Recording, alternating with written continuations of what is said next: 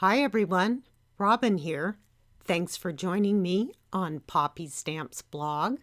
My project today features a grateful fall card featuring several products from Poppystamps Holiday Happenings release. So let's get started.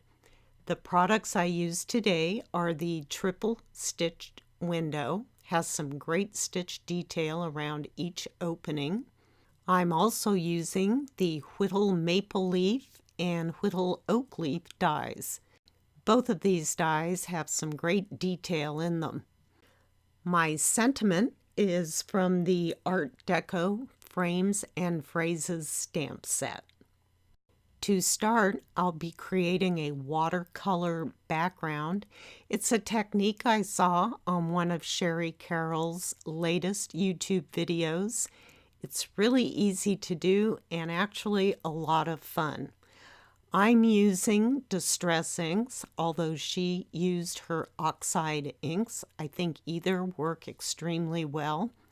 So I'm just applying a little bit of Distress ink onto an acrylic block, spritzing with some water, and there you go. Let your imagination run wild.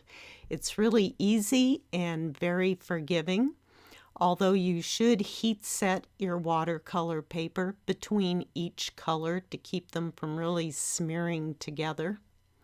So once it's heat set, I moved on to peeled paint and just did the exact same technique as before, adding here and there. If you need to smear a bit more, you can actually just spritz onto your watercolor paper. Use your finger to move it around, and once again be sure to heat set. My third color is Ripe Persimmon.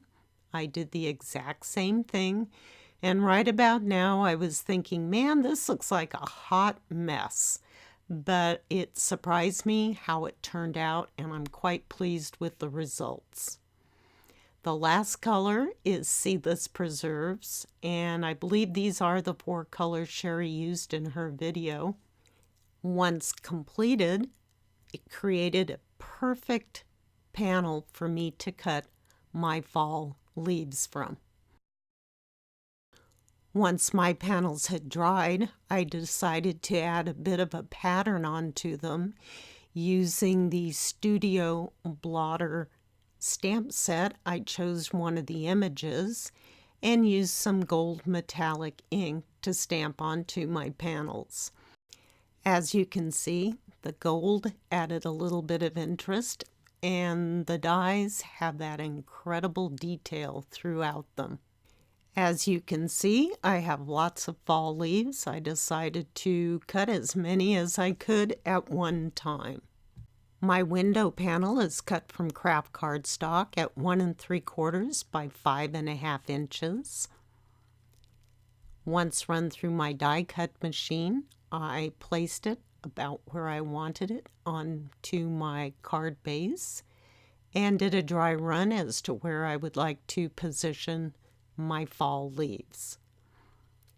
Once I had that decision out of the way, I added some liquid glue to the back of each leaf and positioned onto my window panel.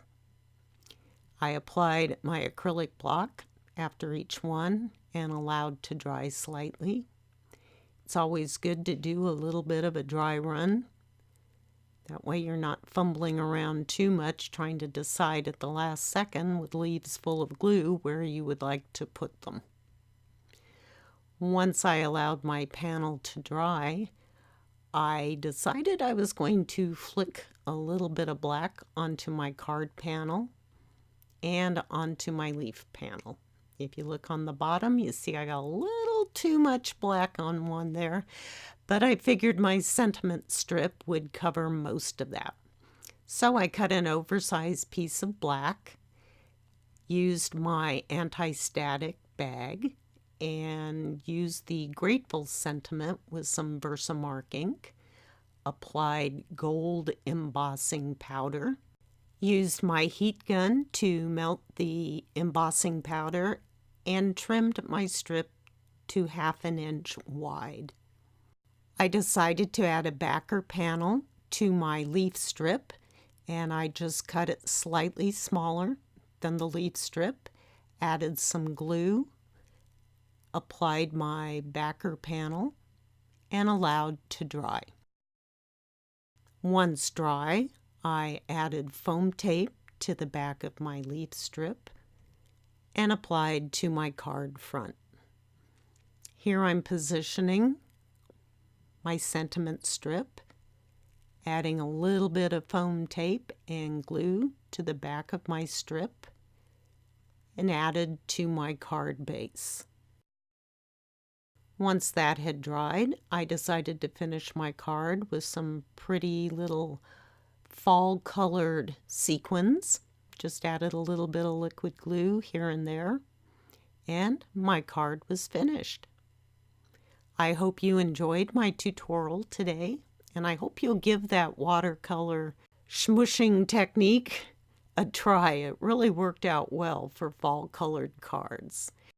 Thanks for watching, and stop back again soon. Bye-bye.